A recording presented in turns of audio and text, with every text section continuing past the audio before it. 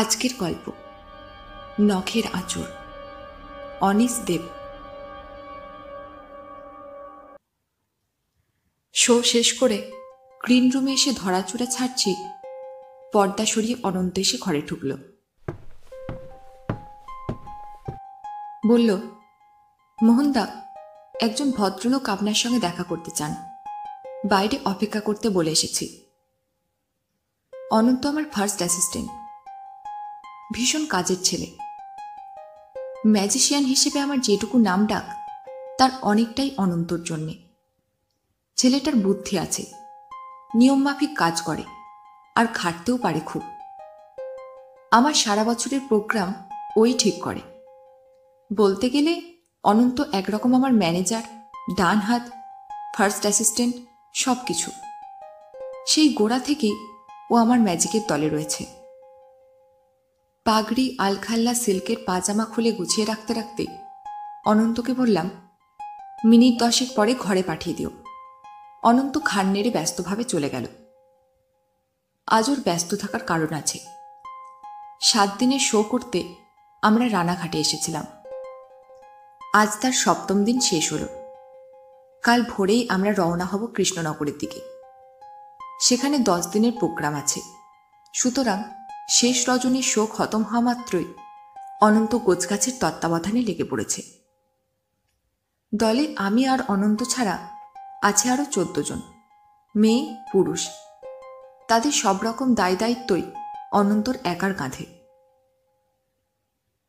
পাজামা পাঞ্জাবি পরে গায়ে একটা শাল জড়িয়ে নিলাম। শীতটা এবারে যেন বেশ জাঁকিয়ে পড়েছে। তাঁবুর ভিতরেও কাঁপুনি ধরে যায়। একটু পরেই পর্দা সরিয়ে একজন বয়স্ক ভদ্রলোক এসে ঘরে ঢুকলেন। তার ঠিক পিছনেই অনন্ত। ওর সঙ্গে চোখাচোখি হতেই ও ভদ্রলোকের দিকে ইশারা করে ঘর ছেড়ে চলে গেল। আমি একটা টুল এগিয়ে দিয়ে তাকে বসতে বললাম। আমি এখনো অটোগ্রাফ দেওয়ার মতো নামি ম্যাজিশিয়ান হইনি। খোলা মাঠে তাঁবু ফেলে ম্যাজিক শো করাই আমার অভ্যেস। থিয়েটার হলে যাতে উঠতে পারিনি। সুতরাং আমার সঙ্গে লোকজন দেখা করতে আসে সাধারণত 2টো কারণে: কোথাও শো করতে নিয়ে যাওয়ার চুক্তি করতে, কিংবা কোনো ম্যাজিকের কৌশল জানতে। প্রথমটির জন্য আসে বয়স্করা, আর শেষের কারণে আসে ছেলে ছোকরারা। এই ভদ্রলোক আমাকে কোথায় কলসোর আমন্ত্রণ জানাতে চান? ভদ্রলোকের পরনে ছাই রঙের ঢোলা ফুল প্যান্ট, গায়ে ঢোলা একটা হাত কাটা বাদামি সোয়েটার, আর গলায় হলদে কালো চেকচেক কম্বল মাফলার। এককালে বোধহয় স্বাস্থ্য ভালো ছিল, এখন ভেঙে গিয়ে পোশাকগুলো ঢিলেঢালা হয়ে গেছে। ভদ্রলোকের চোখের দিকে তাকালে বয়স 50-এর এপিঠ বলে মনে হয়, কিন্তু তার ভাঙা গাল, খোঁচা খোঁচা দাড়ি, চোখের নিচে কালি, এসব দেখা মাত্রই বয়সটা এক লাফে 60-এর উপরে চলে যেতে চায়। টুলে বসে ভদ্রলোক গ্রিন রুমটা জরিপ করছিলেন। নানা রকম জিনিসে ছোট্ট ঘরটা একেবারে জবরজং। পোশাক, টুল, কাঠের বাক্স, রঙিন ফিতে, বিচিত্র আসবাব, মুখোশ, পাখির খাঁচা, আরও কত কি। ভদ্রলোক বোধহয় কোনো ছোটখাটো জাদুকরের গ্রিন রুমে কখনো ঢোকেননি। মিছিমিছি সময় বয়ে যাচ্ছিল দেখে শেষ পর্যন্ত আমি মুখ খুললাম। বলুন, কি দরকার? ভদ্রলোকের কপালে ভাঁজ পড়েছিল দুশ্চিন্তায়। আমার দিকে ফিরে কপাল সাফ করে হাসতে চেষ্টা করলেন। বললেন, মোহনবাবু, আমার নাম নিমাইচন্দ্র সরকার। চূর্ণী নদী পেরিয়ে গাংনাপুরে আমি থাকি। এই 7 দিনে 7 বার আমি আপনার ম্যাজিক দেখেছি। দেখে মনে হয়েছে আপনিই আমাকে বাঁচাতে পারবেন, আমার ছেলেকে বাঁচাতে পারবেন। আমি স্তম্ভিত হয়ে গেলাম। সব কিছু গুলিয়ে যাচ্ছিল। 7 বার আমার ম্যাজিক দেখে নিমাইবাবুর মনে হয়েছে আমি ওকে, ওর ছেলেকে বাঁচাতে পারি। ভদ্রলোক বলছেন কি? ওর মাথায় গোলমাল হয়নি তো? কিন্তু আমি কিছু বলে ওঠার আগে ঠিক আমার মনের কথাটি পড়ে নিয়ে তিনি বললেন, মোহনবাবু, আমি পাগল নই। তবে মরিয়া মানুষ বোধহয় পাগলের মতোই আচরণ করে। আপনার ভাসমান তরুণীর খেলা দেখে আমি বুঝেছি আপনি সত্যি সত্যি হিপনোটিজম জানেন। আর যে ভয়ানক বিপদে আমি পড়েছি তাতে হিপনোটিজম জানা কোনো বিশেষজ্ঞ ছাড়া বোধহয় আমার গতি নেই। অবশ্য তাতেও যদি সমস্যার সমাধান না হয় তাহলে ধরে নেব গোটা ব্যাপারটা অলৌকিক, ভূতপ্রেতের নিষ্ঠুর খেলা। ভাসমান তরুণীর খেলায় আমি একজন পঙ্গু যুবতীকে সম্মোহিত করে শূন্যে ভাসিয়ে দিই।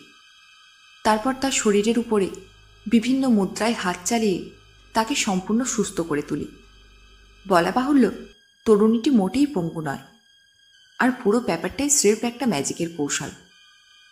তবে আলো ছায়াময় পরিবেশে অনন্তর দক্ষ পরিচালনায় আর আমার নিখুঁত উপস্থাপনায় ওই ম্যাজিকটা সব দর্শকদের একেবারে মন্ত্রমুগ্ধ করে রাখে। ম্যাজিকটা শেষ হলে সকলে যেন স্বপ্ন ভেঙে চেতনা ফিরে পায়। নিমাইবাবু বললেন, মেয়েটিকে মঞ্চের উপর হিপনোটাইজ করার সময় আমি আপনার হাত চালানোর ভঙ্গি প্রতিদিনই খুব খুঁটিয়ে লক্ষ্য করেছি। আমার দৃঢ় বিশ্বাস আপনি হিপনোটিজম জানেন, ভালো রকমই জানেন। দয়া করে অস্বীকার করবেন না। আমাকে আপনি বাঁচান প্লিজ মোহনবাবু। ভদ্রলোক সোজা উঠে এসে আমার দুহাত চেপে ধরলেন। ঝুঁকে পড়ে আর্ত অনুনয় সুরে বললেন, আমার সাধ্যমতো আপনাকে আমি দেব। দয়া করে এই হতভাগা বাপটাকে নিরাশ করবেন না। আমি খুব দোটানায় পড়ে গেলাম। মঞ্চের ব্যাপারটা অভিনয় হলেও হিপনোটিজম যে আমি জানি না তা নয়, অনেকের মতে বেশ ভালোই জানি। আর সেই সঙ্গে পড়তে শুরু করেছি সম্মোহন বিদ্যা সংক্রান্ত নানান বইপত্র। বহু দেশি বিদেশি বই গুলে খেয়েছি, অভ্যাস করেছি দিনরাত, পরিশ্রম করেছি প্রাণপাত। এ পর্যন্ত সম্মোহন বা জাদুবিদ্যা কতখানি আয়ত্ত করতে পেরেছি জানি না, তবে জাদুকর মোহন কুমারের নাম পশ্চিমবাংলার লোকের কাছে এখন আর একেবারে অজানা নয়। কিন্তু কাল ভোরেই যে সদল বলে আমাকে কৃষ্ণনগরে রওনা হতে হবে, আবার নিমাইবাবুর সমস্যাটা শুনতেও কৌতূহল হচ্ছে খুব। ভদ্রলোক এখনও আমার হাত দুটো আঁকড়ে ধরে রয়েছেন। আমি কিছুক্ষণ চুপ করে থেকে বললাম, আপনি এখানে বসুন, আমি একটু কথা বলে দেখি। বেরিয়ে এসে দ্বিতীয় বড় গ্রিন রুমটায় অনন্তকে খুঁজে পেলাম। ওকে একপাশে ডেকে নিয়ে সংক্ষেপে সব জানালাম। ও খুব অবাক হয়ে গেল, চোখে মুখে কৌতূহল ফুটে উঠল। আমি বললাম, অনন্ত, তুমি আজ সবাইকে সব কিছু বুঝিয়ে সুঝিয়ে কৃষ্ণনগরে রওনা করে দাও। আমরা দুজন আর একটা দুটো দিন এখানে কাটিয়ে যাই। কৃষ্ণনগরে দুদিন দেরির ব্যাপারটা পরে ম্যানেজ করে নেব। এরকম বিচিত্র অভিজ্ঞতার সুযোগ আর বোধহয় আসবে না। অনন্ত এক কথায় রাজি। আমি ফিরে এসে নিমাইবাবুকে সিদ্ধান্তের কথা বললাম। উনি প্রায় কেঁদে ফেললেন। নিজেকে কোনো রকমে সামলে নিয়ে বললেন, আপনারা তাহলে আমার বাড়িতে চলুন, দুটো দিন আমার অতিথি হয়ে সেখানেই থাকবেন। যেতে যেতে ঘটনাটা সবিস্তারে আপনাকে খুলে বলব।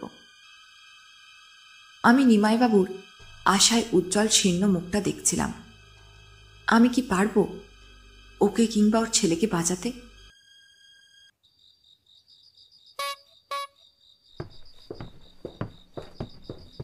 সামান্য লটবহর নিয়ে অনন্ত একটা সাইকেল রিকশায় উঠল। অন্য একটা রিকশায় উঠলাম আমি ও নিমাইবাবু।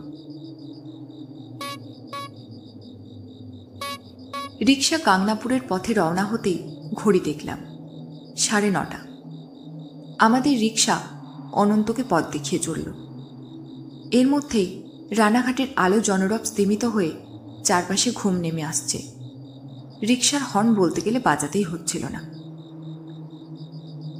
নিমাই সরকার সিগারেট বের করে আমাকে দিলেন, নিজে একটা ঠোঁটে রাখলেন।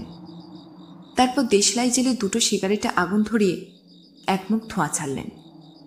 ধীরে ধীরে বললেন, মোহনবাবু, মাত্র কয়েক মাস হলো আমি কৃষ্ণনগরে বদলি হয়ে এসেছি। সেখানে ঘর পেতে অসুবিধে হচ্ছিল। তখন পরিচিত একজন গাংনাপুরে একটা বাড়ির সন্ধান দেয়, বেশ সস্তায়। ফলে রাজি হয়ে গেলাম। সেখানে থেকেই কৃষ্ণনগরে ডেলি প্যাসেঞ্জারি করি। আমার বাড়িটা একতলা, গুটি 3 ঘর, বাথরুম, রান্নাঘর আর ছোট্ট এক টুকরো বাগান মতো আছে পিছন দিকে। আমার সংসার ছোট, স্ত্রী আর 2 ছেলে। বড় ছেলে বিনোদ একটা ওষুধ কোম্পানিতে সেলসম্যান, আর ছোট ছেলে রূপক ক্লাস 10-এ পড়ে। আমি বদলি হওয়ায় ও 1 মাস হলো রানাঘাট হাই স্কুলে পড়ছে। আগে আমরা কলকাতায় ছিলাম, তখনও হিন্দু স্কুলে পড়ত। পড়াশোনায় বেশ ভালো, তবে দিন 15 হলো ওকে নিয়েই গোলমালটা শুরু হয়েছে।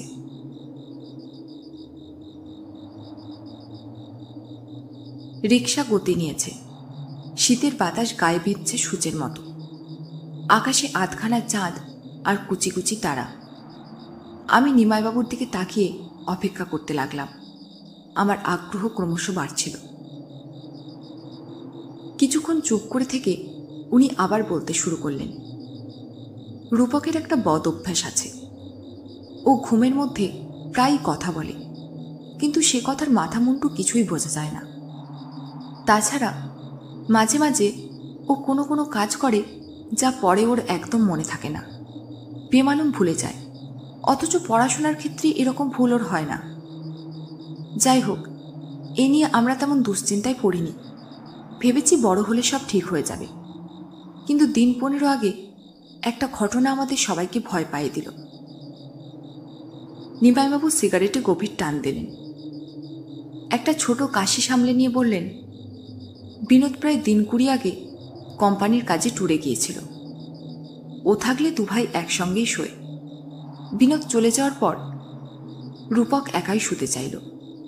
ওর মাকে স্পষ্ট জানিয়ে দিল একা শুতে ওর একটুও ভয় করে না। আমরাও আর জোর করিনি।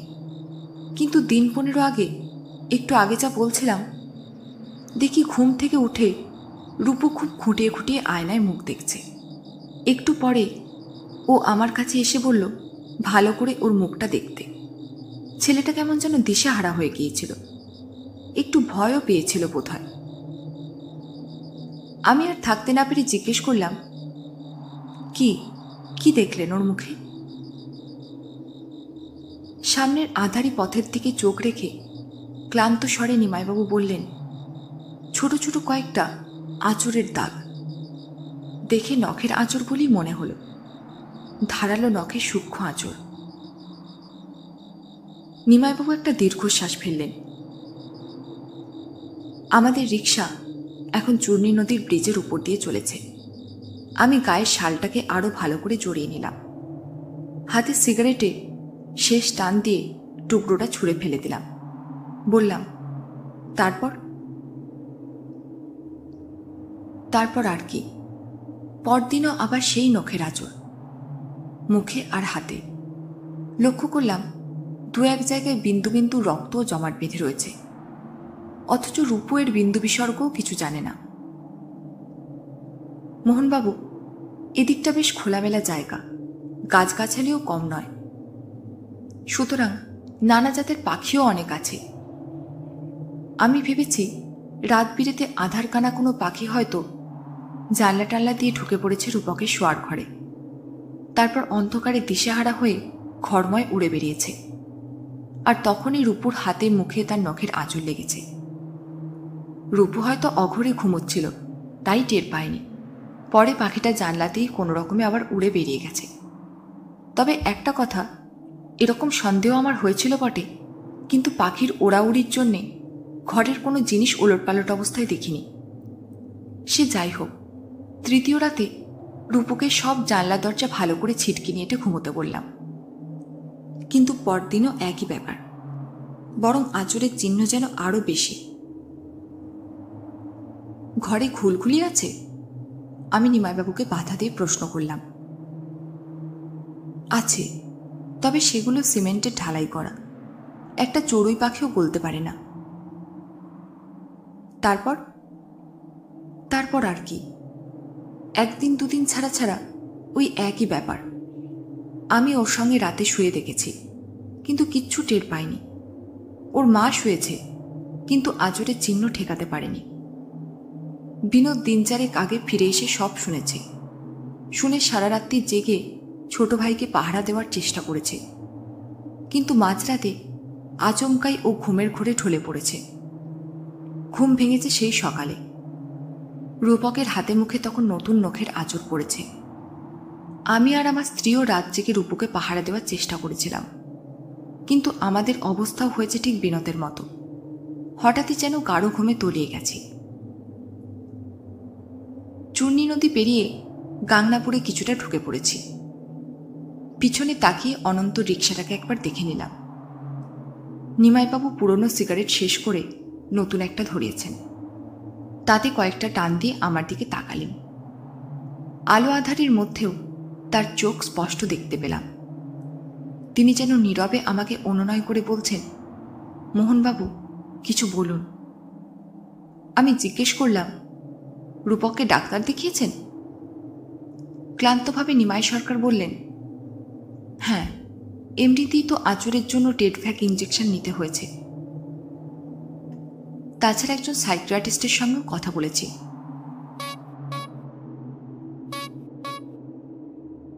ভদ্রলোক কৃষ্ণনগরে বসেন। উনি সব শুনে টুনে বেশ ঘাবড়ে গেলেন। তারপর বললেন, ঘুমের ঘোরে ও নিজেই নিজের হাতে মুখে আঁচড় কাটে না তো? তখন আমি বলেছি, না, কারণ আঁচড়গুলো বেশ সূক্ষ্ম, অনেকটা সুতোর মতো, মানুষের নখে হওয়ার কথা নয়। পরে আমি এক সকালে রূপুর নখ পরীক্ষা করে দেখেছি, সেখানে ছাল চামড়া বা রক্তের কোনো চিহ্ন দেখিনি। নিমাই সরকার হতাশার একটা দীর্ঘশ্বাস ফেলে বললেন, এই ঘটনার যুক্তিসঙ্গত কোনো ব্যাখ্যা খুঁজে না পেয়ে সাইকিয়াট্রিস্ট ভদ্রলোক আমাকে সমনাম্বুলিজম, হিপনোটিজম, মেসমেরিজম এইসব ভারী ভারী শব্দ শুনিয়েছিলেন। তার মধ্যে হিপনোটিজম শব্দটাই আমার যা একটু চেনা। তখন হিপনোটিজম নিয়ে কয়েকদিন বেশ পড়াশোনা করলাম, কিন্তু রহস্যের কিনারা করতে পারলাম না। পরে আমার স্ত্রী কমলাকে হিপনোটিজমের কথা বলতেই সে আপনার কথা আমাকে বলল। পোস্টার না হোর্ডিং কিসে যেন সে দেখেছে আপনি রানাঘাটে আসছেন 7 দিনের শো করতে। এমনিতে আমরা তো খুবই ভেঙে পড়েছিলাম। তাছাড়া পাড়া প্রতিবেশী, বন্ধুবান্ধবদের নানা রকম উপদেশ আর পরামর্শে আমি কীরকম যেন বিভ্রান্ত হয়ে পড়েছিলাম। ফলে কমলার কথাটা বেশ মনে ধরল। ডান দিকের একটা পুকুরে চাঁদের ছায়া পড়েছিল, সেদিকে এক পলক চোখ রেখেছিলাম। হঠাৎই টের পেলাম নিমাইবাবুর কর্কশ হাতের চেটো আমার হাতের উপরে। তিনি চাপা গলায় বললেন, এখন আপনি আমাদের শেষ ভরসা মোহনবাবু। তারপর একটু থেমে গলার স্বর স্বাভাবিক করে আবার বললেন, আমরা এসে গেছি। চোখে পড়ল সামনে খানিকটা ফাঁকা জমিতে একটা একতলা বাড়ি। তার থেকে বেশ কিছুটা দূরে 2-4টে একই ঢঙের বাড়ি দাঁড়িয়ে, তারও ওপিঠে কয়েকটা আলোর বিন্দু, গাছগাছালি আর অন্ধকার। রিকশা থেকে নেমে নিমাইবাবুর বাড়িতে ঢোকা মাত্রই আমার কেমন শীত শীত করে উঠল। পরিচয় এবং খাওয়া দাওয়ার পালা শেষ করে আমি আর অনন্ত রূপকের শোবার ঘরে এলাম। ও তখন পড়াশোনা শেষ করে সবে লেপ মুড়ি দিয়ে শুয়েছে। বিনোদ একপাশে একটা চেয়ারে বসে একটা বই পড়ছিল। আমাদের ঢুকতে দেখি উঠে দাঁড়ালো। ওর হাতে একটা টর্চ ছিল, সেটা আমাকে দিয়ে মলিন হেসে বলল, এটা রাখুন। একটু থেমে আবার বলল, আমি তাহলে যাই, রাত বিরেতে কোনো দরকার পড়লেই ডাকবেন কিন্তু। লক্ষ্য করলাম 22-23 বছরের যুবকটিকে এখনই কেমন বুড়োটে দেখাচ্ছে। নিমাইবাবু আমাদের পিছনে পিছনে ছেলেদের শোয়ার ঘরের দরজা পর্যন্ত এসেছিলেন। চাপা গলায়, আয় বিনু বলে বিনোদকে ডেকে নিলেন। ওরা চলে যেতে টর্চটা পকেটে রেখে আমি চটপট দরজা বন্ধ করে দিলাম। শুধু শুধু দেরি করে লাভ নেই। অনন্ত তখন ঘরের প্রতিটা ইঞ্চি খুঁটিয়ে খুঁটিয়ে দেখছে, আর রূপক শুয়ে শুয়ে কৌতূহলী চোখে আমাদের দুজনের দিকে তাকিয়ে। বাড়িতে এসে কমলাদেবীর সঙ্গে আলাপ হয়েছে। ভদ্রমহিলা যে ভীষণ ভেঙে পড়েছেন তাতে সন্দেহ নেই। রূপকের কথা বলতে গিয়ে কেঁদে ফেলছিলেন বারবার। বড় ভাই বিনোদ খুব কম কথা বলছিল। ছোট ভাইকে সুস্থ করতে না পারার গ্লানি বোধ হয় ওকে ভিতরে ভিতরে কষ্ট দিচ্ছিল। রূপককে সেই তুলনায় বেশ হাসি খুশি দেখছি। মা, বাবা, দাদার মনমরা ভাব ওকে যে সামান্য অবাক করেছে তাও ওর অভিব্যক্তিতে স্পষ্ট ছিল। প্রথম পরিচয়ের সুযোগেই ওর সঙ্গে বেশ আলাপ জমিয়ে নিয়েছি। এমনকি 2-4টে চটজলদি ম্যাজিক দেখিয়ে ওকে একেবারে তাক লাগিয়ে দিয়েছি। বলেছি চলে যাওয়ার আগে অনেক ম্যাজিক ওকে শিখিয়ে দিয়ে যাব। অনন্ত ম্যাজিকের নানান গল্প করে ওর সঙ্গে বেশ বন্ধুত্ব করে ফেলেছে। খেতে বসে লক্ষ্য করছিলাম ওরা এক মনে গল্প করে চলেছে আর মাঝে মাঝে হেসে উঠছে একসঙ্গে। আমি রূপকের কৌতূহলে ভরা মিষ্টি মুখটা দেখলাম। অলৌকিক আঁচড়ের চিহ্নগুলো এক নিষ্ঠুর ছবি এঁকে দিয়েছে সেখানে। তবে কোনো আঁচড় থেকেই ঘা হয়নি। নিমাইবাবুর কাছে শুনেছি ওকে নিয়মিত অ্যান্টিবায়োটিক খাওয়ানো হচ্ছে। তাছাড়া টেটফ্যাক ইঞ্জেকশন তো নেওয়াই রয়েছে। সেই জন্যই জ্বালা যন্ত্রণা থেকে রেহাই পেয়েছে বেচারা। অনন্তকে বললাম, ঘরের সব জানলা ভালো করে বন্ধ করে ছিটকিনি এঁটে দাও। অনন্ত কোনো প্রশ্ন না করে কাজে লেগে গেল। আমি ঘরের ভিতরে অনুসন্ধানী চোখ বুলিয়ে নিলাম। একটা ডাবল বেড খাট, রূপক আর বিনোদের জন্যে, একজোড়া চেয়ার, একটা টেবিল, টেবিলের পাশে দেওয়ালের তাকে রূপকের বই খাতা, টেবিলেও তার কিছু কিছু ছড়ানো, দেওয়ালে 2টো ক্যালেন্ডার, দুটোই ওষুধ কোম্পানির, একটা দেওয়াল আয়না, তাছাড়া দুর্গা ও সরস্বতীর ফটো ফ্রেমে বাঁধানো, খাটের তলায় 2টো ট্যাঙ্ক আর একটা বেতের মোড়া। ঘরে মোট 4টে জানলা, একটা দরজা আর 2টো ঘুলঘুলি। ঘুলঘুলির ফাঁকগুলো খুব ছোট, যেমনটি নিমাইবাবু বলেছিলেন। আমার কথায় 4টে জানলার কাচের পাল্লায় অনন্ত ঠিকঠাক এঁটে দিল। তারপর খাটের উপরে গিয়ে বসল। রূপককে জিজ্ঞেস করল, ভয় করছে? রূপক বলল, না। তারপর একটু চুপ করে থেকে আমার দিকে তাকিয়ে ও প্রশ্ন করল, মোহনদা, তোমরা ওটাকে ধরতে পারবে তো? আমি অবাক হয়ে বললাম, কাকে? রূপক চোখ বড় বড় করে বলল, ওই কালো ভ্যাম্পায়ারটাকে, যেটা মাঝরাতে এসে আমার গায়ে আঁচড় কেটে রক্ত খেয়ে যায়। এসব কথা তোমাকে কে বলেছে? স্কুলের বন্ধুরা। গল্পের বইয়ে নাকি এরকম লেখা আছে। আমার খুব কষ্ট হলো। ক্লাস 10-এর ছেলে, কিন্তু মনটা এখনো অনেক কচি, কাঁচাও বলা যায়। আমি ওর কাছে গিয়ে মাথায় হাত বুলিয়ে বললাম, ওসব বাজে কথা, তুমি ঘুমিয়ে পড়ো। আমি আর অনন্তদা তোমার অসুখ সারিয়ে দেব। কোনো ভয় নেই, কাল থেকে তোমার গায়ে কেউ আর আঁচড় কাটবে না। রূপক আশ্বস্ত হয়ে চোখ বুজল। কিন্তু আমার কথাগুলো নিজের কানেই কেমন ফাঁকা আওয়াজের মতো শোনাল। নিমাইবাবু 3টে কথা আমাকে বলেছিলেন, সাবনাম্বুলিজম, হিপনোটিজম আর মেসমেরিজম। কেন যেন মনে হচ্ছে এর মধ্যেই কোথাও রহস্যের সূত্র লুকিয়ে আছে। এর উপর ভিত্তি করে একটা থিওরিও আমি খাড়া করেছি। পাশের ঘরের দেওয়াল ঘড়িতে ছমছমে শব্দ করে রাত 11টা বাজল। রূপক পাশ ফিরে গুটিসুটি মেরে শুল। মনে হলো ঘুম আসতে ওর দেরি হবে না। আমি এপাশ ওপাশ তাকিয়ে একটা লাঠি জাতীয় অস্ত্র খুঁজছিলাম। হঠাৎই চোখ গেল রূপকের পড়ার টেবিলের পিছনে। দেওয়ালের গায়ে হেলান দিয়ে দাঁড় করানো রয়েছে একটা হকি স্টিক। এগিয়ে গিয়ে সেটা বের করে নিলাম। বেশ মজবুত। অনন্ত প্রশ্নভরা চোখে আমাকে লক্ষ্য করছিল, তাই হেসে ছোট্ট করে বললাম, সাবধানের মার নেই। অনন্ত বলল, আমাদের যেমন করে হোক জেগে থাকতেই হবে মোহনদা, হঠাৎ করে ঘুমে ঢলে পড়লে চলবে না। আমি বললাম, নিশ্চিন্ত থাকো, সে ভয় নেই। আমি দরজার কাছে চেয়ার নিয়ে বসছি, তুমি বিছানায় থাকবে। নাও, এবারে আলো নিভিয়ে দাও। অনন্ত উঠে গিয়ে সুইচ টিপে আলো নিভিয়ে দিল। ঝুপ করে অন্ধকার লাফিয়ে নেমে এলো ঘরে। শরীরের প্রতিটা স্নায়ু উৎকণ্ঠা ও উত্তেজনায় টান টান। অপেক্ষা করছি কোনো ভয়ঙ্কর ঘটনার জন্য। তবে কি সে ঘটনা তা জানি না। আর আজ রাতে সে ঘটনা ঘটবে কিনা তাও জানি না। কিন্তু তবুও সজাগ থাকতেই হবে। নিষ্পাপ ছেলেটাকে বাঁচাতেই হবে এই নিষ্ঠুর অভিশাপ থেকে। অন্ধকার ভেদ করে রূপকের লেপে মোড়া দেহটা অস্পষ্টভাবে দেখা যাচ্ছে। অনন্তর চেহারাও খানিকটা বোঝা যাচ্ছে।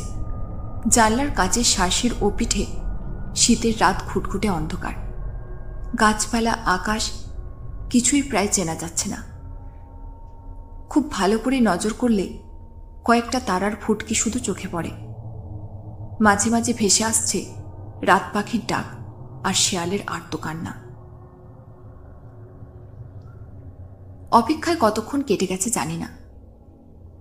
হঠাৎই একটা অদ্ভুত তন্দ্রার আমেজ আমার কাঁধে চেপে বসল। চোখের পাতা হঠাৎই হয়ে উঠল লোহার মতো ভারী, আর মনটা যেন পলকে কুয়াশা মোড়া ঝাপসা হয়ে গেল। কিন্তু তখনও স্পষ্ট অনুভব করতে পারছি একটা গাঢ় থমথমে বাতাস যেন ঘরের ভিতরে জাঁকিয়ে বসছে। ঠিক ফুটবলে পাম্প করা বাতাসের মতো ঘরের বাতাসের চাপ বাড়ছে, ক্রমেই বাড়ছে, চোখ বুজে আসতে চাইছে। আর নাম না জানা এক বুনো গন্ধ নাকে ঢুকে পড়ে সমস্ত চেতনাকে যেন অবশ করে দিচ্ছে। আমি এক ঝটকায় চেয়ার ছেড়ে উঠে দাঁড়ালাম। হকি স্টিকটাকে শক্ত করে মেঝেতে ঠুকলাম একবার, কিন্তু কোনো অলৌকিক বাতাস যেন আমার শরীরের সমস্ত শক্তি ক্রমশ শুষে নিচ্ছে। আর কতক্ষণ আমি দুপায়ে খাড়া থাকতে পারবো জানি না। প্রাণপণ চেষ্টায় হকি স্টিকটাকে মেঝেতে আবার ঠুকলাম। এপাশ ওপাশ ঝটকা মেরে মাথা ঝাঁকিয়ে ডেকে উঠলাম, অনন্ত, অনন্ত। তারপর পকেট থেকে টর্চ বের করে খাট লক্ষ্য করে বোতাম টিপলাম। কোনো উত্তর নেই। অনন্ত আর রূপক দুজনেই ঘুমে অসাড়। টর্চ নিভিয়ে দিলাম। বন্ধ কাঁচের জানলার বাইরে রাতের চেয়েও গাঢ় অন্ধকার কোনো ছায়া যেন নেমে এসেছে, ঘিরে ধরেছে নিমাই সরকারের ছোট্ট বাড়িটাকে। আমার ইচ্ছে শক্তির সঙ্গে অন্য কারো ইচ্ছে শক্তির প্রচণ্ড লড়াই চলছিল। আড়াল থেকে কেউ যেন শুষে নিতে চাইছে আমার মনের জোর, মনের সমস্ত প্রতিরোধ। আমি আবার চিৎকার করে অনন্তর নাম ধরে ডেকে উঠলাম। কোনো সাড়া নেই। তবে রূপক ঘুমের ঘড়ি জড়ানো গলায় কি যেন বলে উঠল।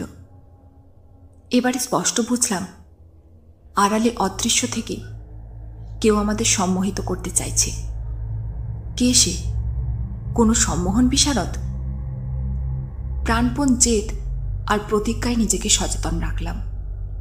কিছুক্ষণের মধ্যেই আমার তন্দ্রার ভাবটা কেটে গেল।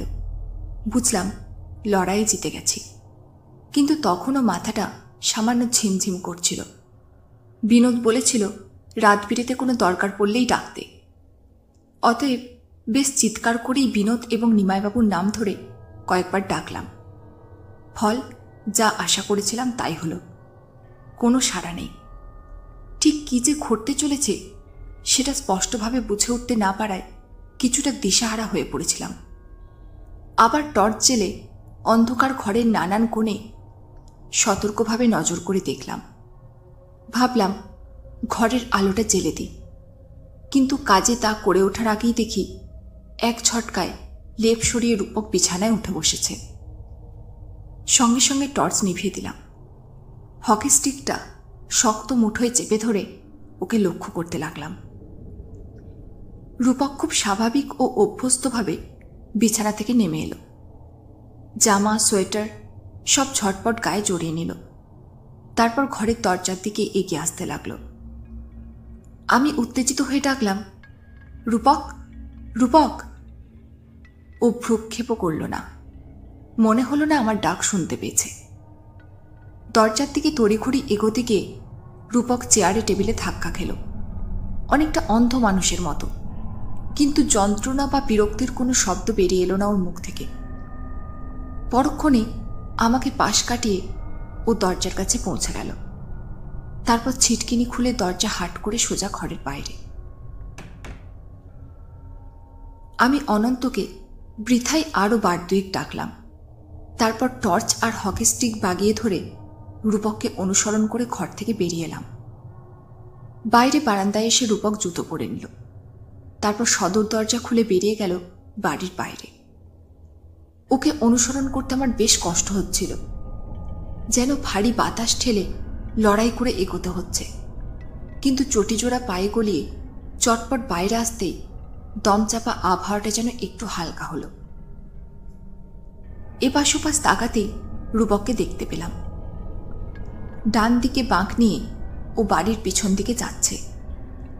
আধখানা চাঁদের আবছায়া আলোয় ওকে দেখতে তেমন অসুবিধা হচ্ছিল না, কিন্তু যখন ও ফাঁকা জমিতে এসে পড়ল তখন যেন মনে হলো একটা কুৎসিত কালো কুয়াশা ওকে ঘিরে রয়েছে। ফলে রূপক অনেকটা অস্পষ্ট হয়ে পড়েছে আমার চোখে। রূপককে অনুসরণ করে কতক্ষণ পথ চলেছে মনে নেই। অন্ধকার মাঠ, গাছপালা, ডোবা, পুকুর সব পেরিয়ে অবশেষে যেখানে এসে ও থামল সে জায়গাটা খুটখুটে অন্ধকার। একপাশে একটা উঁচু পাঁচিল, আর তার গা ঘেঁষে বিশাল বিশাল একজোড়া বটগাছ। তাদের ডালপালা, পাতা, ঝুড়ি সব মিলে চাঁদের আলোকে রুখে দিয়েছে। আমি কিছুটা দূরত্ব রেখে রূপককে অনুসরণ করছিলাম। অন্ধকার জায়গাটায় ঢুকে পড়তেই আমি রূপককে আর দেখতে পেলাম না। নিঝুম রাতের কনকনে শীতে আমার হাত পা কাঁপছিল। মনে হচ্ছিল হকি স্টিকটা এই বুঝে মুঠো থেকে আলগা হয়ে পড়ে যাবে। নিতান্তই মনের জোরে সামনে এগিয়ে চললাম। এদিকটায় কোনো বসতি নেই।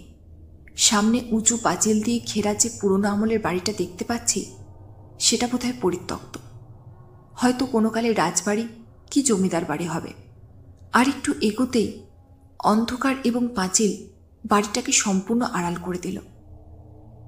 তারপরই একটা উৎকট দুর্গন্ধ আমার নাকে এলো। গাঢ় অন্ধকারের ভিতরে পুরোপুরি ঢুকে পড়তেই একটা খসখস শব্দ আমার কানে এলো। তারপরই ঝটপটানির শব্দ এবং কয়েকটা চাপা কর্কশ চিৎকার। আমি টর্চ জেলে ওঠার আগেই হুটোপুটি আরও বেড়ে গেল। বেড়ে উঠল চিৎকার।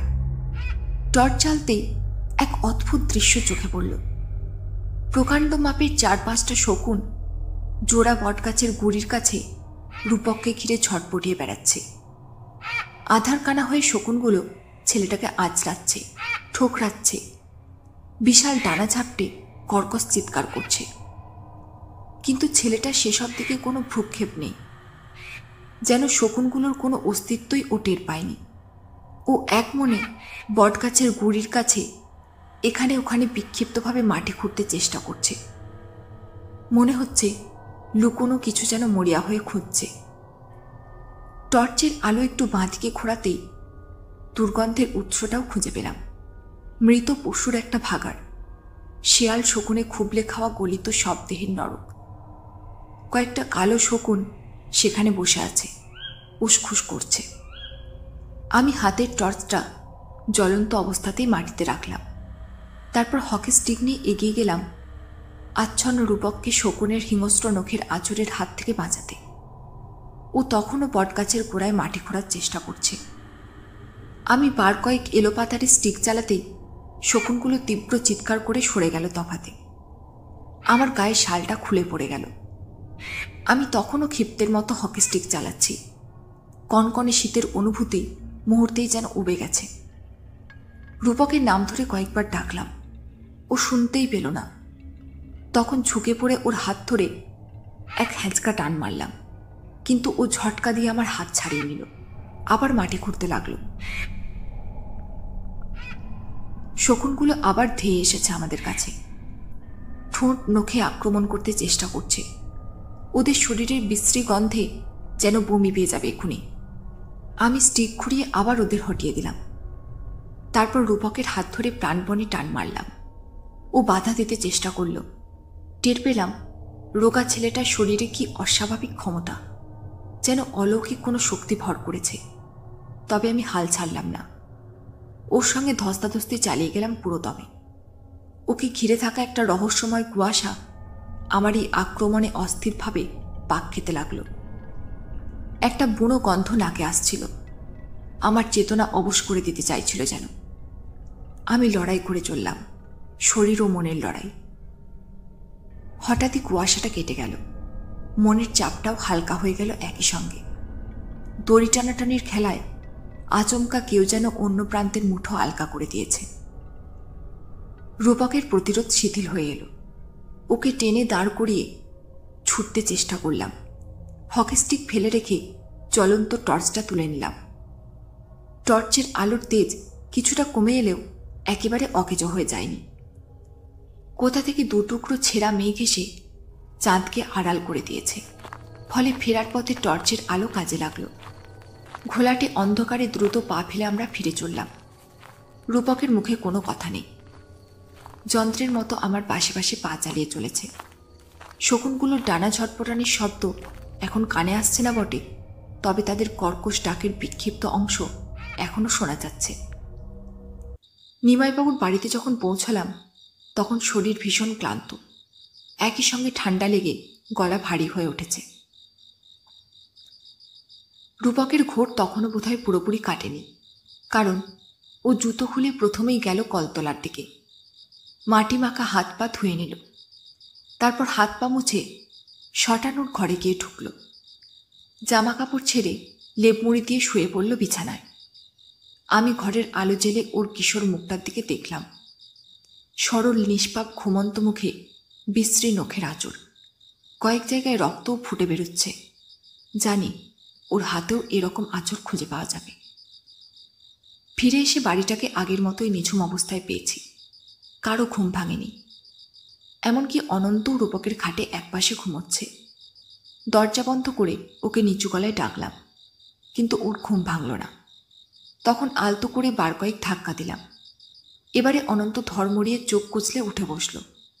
আমার দিকে তাকিয়েও বলে উঠল, এ কি মোহনদা, আপনার শাল কোথায়? আর পোশাকেরই বা এই হাল কেন? অকুস্থল থেকে শালটা ফেরত আনা হয়নি। তাছাড়া পাখিগুলোর আঁচড়ে পাঞ্জাবি ছিঁড়ে গেছে, সারা পোশাকে ময়লা মাটির দাগ, হাতের দু এক জায়গা ছড়ে গিয়ে জ্বালা করছে, তবে রক্ত বেরোয়নি। অনন্তকে বললাম রূপকের মুখটা দেখতে। দেখেও অবাক হয়ে বলল, সে কি, আজ রাতেও ঠেকানো গেল না? আমি বললাম, না, তবে রহস্যটা কিছুটা ভেদ করেছি। বাকিটা সমাধান করব কাল সকালে। এখন ভীষণ টায়ার্ড লাগছে, তুমি একটু সরে শোও দেখি। এই খাটেই তিনজনে ভাগাভাগি করে ঘুমিয়ে পড়ি। জামাকাপড় ছেড়ে আলো নিভিয়ে শুয়ে পড়লাম। খুব শীত করছিল। খাটের পায়ের কাছে বাড়তি কম্বল ছিল, সেটা টেনে নিয়ে গায়ে মুড়ি দিলাম। যতদূর মনে পড়ে প্রায় সঙ্গে সঙ্গেই আমি ঘুমিয়ে পড়েছি। গভীর সম্মোহনে রূপককে ঘুম পাড়িয়ে ঘরের দরজা খুলে দিলাম। বাইরে অনন্ত অপেক্ষা করছিল। ওকে বললাম, বাড়ির সবাইকে আসতে বলো, রহস্যের বাকি সমাধানটুকু সকলের সামনেই হোক। অনন্ত চটপট চলে গেল সবাইকে ডেকে আনতে। আমি জানি কি ভীষণ উৎকণ্ঠা নিয়ে নিমাইবাবু, কমলা দেবী আর বিনোদ অপেক্ষা করছে। খুব ভোরে নিমাইবাবু আমাদের ঘরের দরজায় ধাক্কা দিয়ে ঘুম ভাঙিয়েছেন। তারপর রূপকের অবস্থা দেখে হতাশায় দীর্ঘশ্বাস ফেলে বলেছেন, ছেলেটাকে তাহলে আর বাঁচাতে পারলাম না মোহনবাবু। আমি তাকে ভরসা দিয়ে বলেছি, আমি কিন্তু এখনো আশা ছাড়িনি। রূপক ঘুম থেকে উঠুক, কিছু খেয়ে দিয়ে নিক, তারপর ওকে আমি কিছুক্ষণের জন্য হিপনোটাইজ করব। আমার ধারণা, সম্মোহিত অবস্থায় প্রশ্ন করলেই রূপকের কাছ থেকে সব রহস্যের উত্তর আমরা পেয়ে যাব। আপনাকে শুধু এটুকু জানিয়ে রাখি, ওর গায়ে মুখে যে আঁচড়ের দাগ গত 15 দিন ধরে দেখছেন, সেগুলো শকুনের নখের আঁচড়। শকুনের নখ? হ্যাঁ, গত রাতের সব ঘটনা তখন তাকে খুলে বলেছি। তারপর প্রাতরাশের পালা শেষ করে আমি রূপককে নিয়ে তৈরি হয়েছি। অনন্তকে বলেছি ঘরের বাইরে অপেক্ষা করতে। গভীর সম্মোহনের সময় তৃতীয় কেউ সামনে থাকলে আমার অসুবিধা হয়। রূপককে গভীর সম্মোহনে ডুবিয়ে দিতে বিশেষ বেগ পেতে হলো না। এমনিতেই ওর ঘুমের ঘোরে কথা বলার অভ্যাস, তাছাড়া কিছুটা ভুলোমনও বটে। এই ধরনের মানুষদের সচেতন জগৎ থেকে অবচেতন জগতে ঠেলে দেওয়া বেশ সহজ। এরাই সম্মোহনের আদর্শ পাত্র। একটু পরেই সবাইকে সঙ্গে করে অনন্ত এসে ঘরে ঢুকল। রূপক চোখ বুজে টান টান হয়ে বিছানায় শুয়ে। নিমাইবাবু, তার স্ত্রী ও বিনোদ রূপকের মাথার দিকে গিয়ে দাঁড়ালো। অনন্ত রইল আমার পাশে। আমি নিমাইবাবুকে লক্ষ্য করে বললাম, সম্মোহনের ঘোরে রূপক এখন ঘুমিয়ে, কিন্তু আমি ওকে যেসব প্রশ্ন করব ও ঘুমন্ত অবস্থাতেই তার ঠিকঠাক উত্তর দিয়ে যাবে। আপনার যা জিজ্ঞেস করার আমাকে জিজ্ঞেস করবেন, কারণ আমি ছাড়া আর কারোর কথাই রূপক এখন শুনতে পাবে না। সকলে নীরবে ঘাড় নেড়ে সম্মতি জানালো। তখন রূপকের শরীরে ঝুঁকে পড়ে আমি আরও বার কয়েক সম্মোহনের ভঙ্গিতে ওর দেহের উপরে হাত চালালাম। তারপর শুরু হলো প্রশ্ন উত্তরের পালা। রূপক, আমার কথা শুনতে পাচ্ছ? ক্লান্ত স্বরে ঘুমন্ত রূপক উত্তর দিল, হ্যাঁ, শুনতে পাচ্ছি। আমি যা জিজ্ঞেস করব তুমি তার ঠিকঠাক জবাব দেবে। আমি ছাড়া আর কারো আদেশ তুমি এখন মানবে না। না, মানব না। তাহলে বলো, পোড়ো জমিদার বাড়ির পাশের জোড়াবটতলায় তুমি রোজ কি করতে চাও? সকালে বিনোদের কাছেই জেনেছি পাঁচিল ঘেরা পুরনো বাড়িটা এককালে জমিদার বাড়ি ছিল। রূপক বলল, মেসমারের পুঁথি খুঁজতে। মেসমারের পুঁথি? আমি অবাক হয়ে গেলাম। মেসমার সম্পর্কে এই বালক কতটুকু জানে? ঘরের আর সবাই আমার স্তম্ভিত মুখের দিকে তাকিয়েছিল। আমি স্পষ্ট স্বরে ঘুমন্ত রূপককে প্রশ্ন করলাম, তুমি ঠিক বলছ? মেসমারের পুঁথি? তুমি জানো মেসমার কে? সঙ্গে সঙ্গে উত্তর পাওয়া গেল, হ্যাঁ, জানি। Austrian doctor Franz Anton Mesmer. 1734 সালে জার্মানিতে জন্ম, মারা গেছেন 1815 সালে জার্মানিতেই। রুগীদের দেহের উপরে চুম্বক চালিয়ে রোগ সারাতেন। পরে চুম্বক ছেড়ে শুধু হাত চালিয়ে রোগ সারাতে শুরু করেন। তিনি এটাকে বলতেন অ্যানিম্যাল ম্যাগনেটিজম। কিন্তু কয়েকজন রোগীর রোগ সারাতে গোলমাল হয় পুলিশের নজরে পড়েন। তখন দেশ ছাড়া হয়ে চলে যান প্যারিসে। পরে একই কারণে তাকে প্যারিস ছাড়তে হয়। সকলে মেসমারকে প্রতারক, ভণ্ড বলে অভিযুক্ত করে। তার রোগ সারানোর পদ্ধতি নাকি পুরোপুরি ফাঁকিবাজি ছিল। কিন্তু মেসমার যে ভণ্ড ছিলেন না তার দুটো উজ্জ্বল প্রমাণ রয়েছে। প্রথমত, স্কটল্যান্ডের সার্জন জেমস ব্রেইড 19 শতকের মাঝামাঝি মেসমারের পদ্ধতিকে উন্নত করে তার নাম দেন হিপনোটিজম। গ্রিক শব্দ হিপনোসিস থেকে হিপনোটিজম শব্দটা তিনি তৈরি করেছিলেন। হিপনোসিসের অর্থ হল ঘুম, যেমন আমি এখন ঘুমিয়ে রয়েছি। হ্যাঁ, যা বলছিলাম, ফ্রান্স মেসমারের নাম থেকেই মেসমেরিজম শব্দটা এসেছে, যার অর্থ হিপনোটিজম। পড়া মুখস্থ বলার মতো কথা শেষ করে রূপক থামল। শেষের দিকে ওর কণ্ঠস্বর কিছুটা ক্ষীণ হয়ে এসেছিল। ও থামতেই নিমাইবাবু আমাকে জিজ্ঞেস করলেন, মোহনবাবু, ও যা যা বলল সব সত্যি? আমি মাথা নেড়ে জানালাম, সব সত্যি। তখন আত্মগতভাবে নিমাই সরকার বললেন, কৃষ্ণনগরের সাইকিয়াট্রিস্ট ভদ্রলোক বলেছিলেন সমনাম্বুলিজম, হিপনোটিজম, মেসমেরিজম। তারপর আমার চোখে চোখ রেখে তিনি প্রশ্ন করলেন, আচ্ছা মোহনবাবু, সমনাম্বুলিজম মানে কি? ওটাও কি হিপনোটিজম? আমি একটু কেশে বললাম, না, ওর মানে হলো ঘুমিয়ে চলা। যেমন রোজ রাতে রূপক ঘোরের মধ্যে চলাফেরা করে, জোড়াবটতলায় গিয়ে মাটি খোঁড়ে। আপনার কাছে সব শুনে আমার মনে হয়েছিল রূপক ঘরের মধ্যে আক্রান্ত হতে পারে না। তাহলে কি রাতেও বাইরে বেরোয়, বেরিয়ে কোনো পশু বা পাখির নখের আঁচড়ে আহত হয়? দেখলাম আমার সন্দেহই সত্যি হল। সম্মোহনের ঘোরে রূপক রোজ রাতে বেরিয়ে পড়ত বাইরে, ঠিক ঘুমিয়ে চলা মানুষের মতো। কমলাদেবী হঠাৎ মুখে আঁচল গুজে ফুপিয়ে উঠলেন। বিনোদ মাকে শান্ত করার চেষ্টা করতে লাগল। আমি রূপককে আবার প্রশ্ন করলাম, মেসমারের পুঁথিতে কি আছে? রূপক বলল, তাতে হিপনোটিজমের অনেক বিচিত্র পদ্ধতির কথা লেখা আছে। মেসমারের নিজের হাতের লেখা, জার্মান ভাষায়। মেসমারের সময়ে টাইপরাইটার আবিষ্কার হয়নি, তাই হাতে লেখা। পুঁথিটা খুব দামি। এটার কথা পৃথিবীর মানুষ এখনো জানে না। পুঁথিটা জোড়াবটতলার কোথায় আছে তুমি জানো? না, জানি না বলেই তো রোজ রাতে খুঁজতে চাই। তবে ওখানে কোথাও আছে নিশ্চয়ই। রূপকের দৃঢ় বিশ্বাসের কারণ বুঝতে পারলাম না। কেউ কি ওর মনে বিশ্বাস বদ্ধমূল করে দিয়েছে? পুঁথিটা কার? পরের প্রশ্ন করলাম ওকে লক্ষ্য করে। আগ্রহে কৌতূহলে অনন্ত আমার কাছে এগিয়ে এলো। রূপক বলল, ওটা উলফগ্যাং মুলার কাছে ছিল। উনি কোত্থেকে পেয়েছিলেন জানি না, পরে তার কাছ থেকে কিনেছিলেন হরিশ চক্রবর্তী।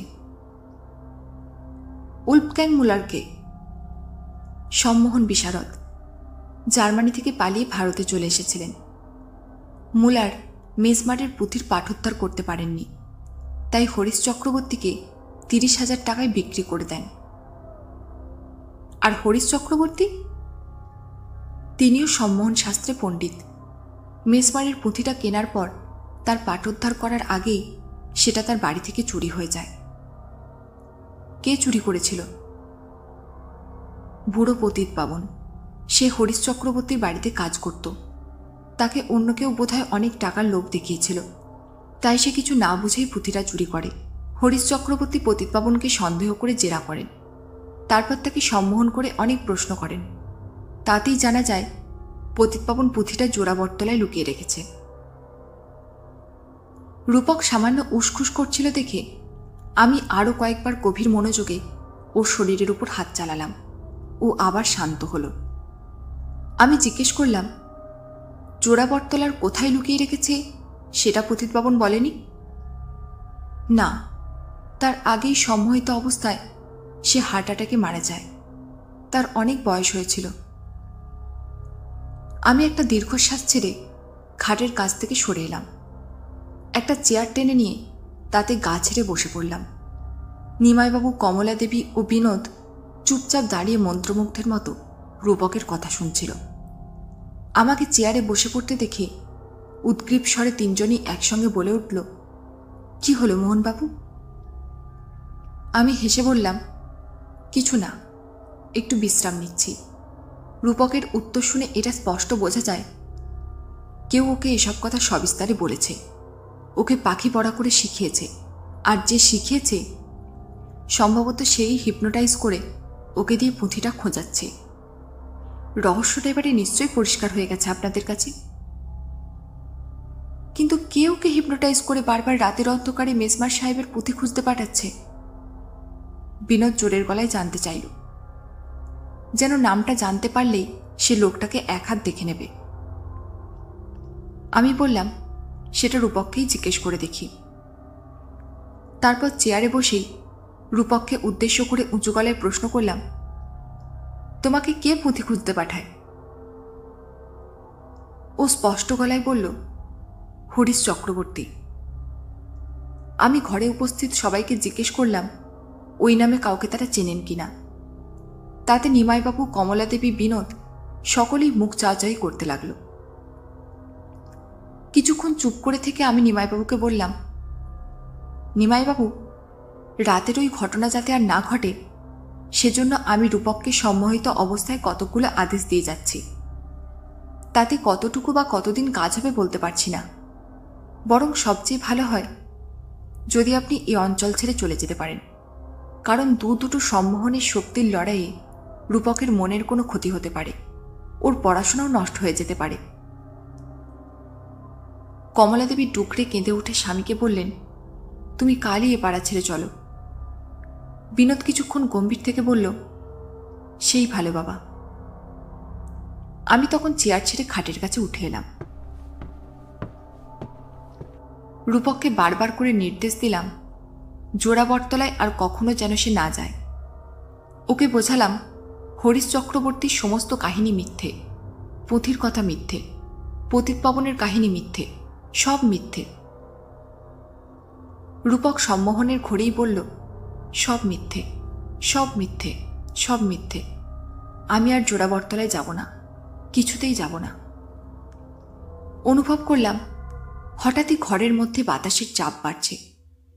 রূপকও একটু যেন ছটফট করছে, নাকে আসছে হালকা বুনো গন্ধ। আর কাল রাতের মতোই শুরু হয়ে গেছে দুটো ইচ্ছাশক্তির টানাপোড়েন।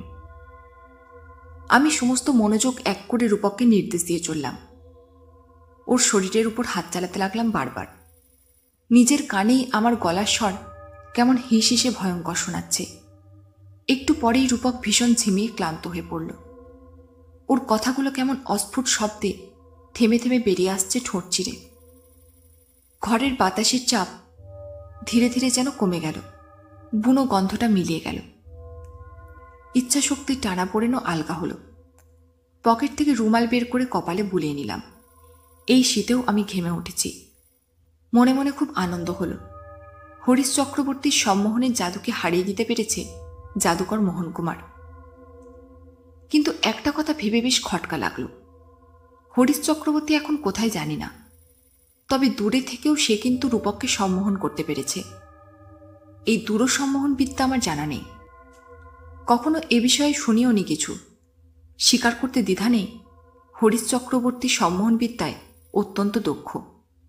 কারণ দূরত্বের ব্যবধান পেরিয়ে তার সম্মোহন অচেতন করে দিতে পারে কোনো সচেতন মানুষকে। এমনকি আমার মনের উপরেও চাপ সৃষ্টি করেছিল দূর থেকে।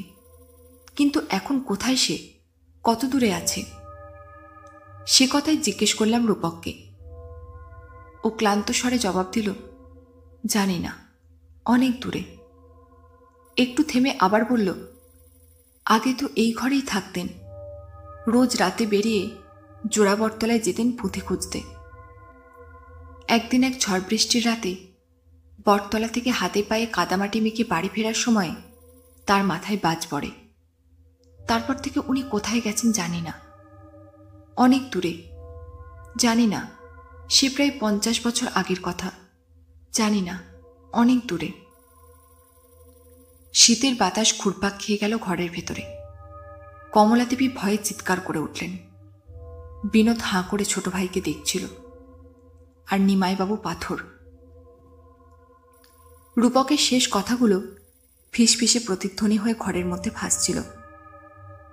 জানলার বাইরে দিনের আলো যেন কমজোরি হয়ে গেল সহসা। একটা শকুনের আর্তচিৎকার শোনা গেল দূর থেকে। আমি অনন্তর দিকে ফিরে বললাম, অনন্ত, কাজ শেষ, এবারে তৈরি হয়ে নাও। রূপকের ঘুম ভাঙিয়ে দিয়ে আমরা কৃষ্ণনগরে রওনা হব। আমি নিমাইবাবুকে বললাম, এ বাড়িতে একটা দিনও থাকবেন না। প্রেতের সম্মোহনের সঙ্গে লড়াই করার শক্তি আমার নেই। আজ না হয় কাল আমাকে হারতেই হবে। শেষ পর্যন্ত অলৌকিক সম্মোহন জিতবেই। ওরা ঘর থেকে বেরিয়ে গেলে আমি ধীরে ধীরে রূপকের ঘুম ভাঙালাম। সম্মোহিত অবস্থার সব কথা যেন ও ভুলে যায়, সেরকমই নির্দেশ দিয়েছিলাম। ফলে ঘুম ভেঙে আমাকে দেখি রূপক বলল, কি মোহনদা, ম্যাজিক হয়ে গেল? কই দেখাও। আর সেই পয়সার ম্যাজিকটা শিখিয়ে দেবে বলেছিলে। আমি ওকে শুয়ে থাকতে বলে ঘরের বাইরে বেরিয়ে এলাম। টাকা নিতে রাজি না হয় নিমাইবাবু শেষ পর্যন্ত আমাকে পাজামা, পাঞ্জাবি ও একটা কাশ্মীরি শাল উপহার দিয়েছিলেন। কৃষ্ণনগরের ট্রেনে তুলে দিতে এসে দুহাত ধরে বারবার কৃতজ্ঞতা জানিয়েছিলেন। ওই ঘটনার পর বহুদিন কেটে গেছে, কিন্তু আজও আমি হরিশ চক্রবর্তীর কথা ভুলিনি মেসমারের পুঁথির কথা। বিশ্বাস হতে চায় না, আবার অবিশ্বাস করি এমন মনের জোরও আমার নেই। আরও নতুন নতুন গল্প পাওয়ার জন্য চ্যানেলটি সাবস্ক্রাইব করুন। গল্পটি ভালো লাগলে লাইক করুন, কমেন্ট করুন এবং শেয়ার করুন।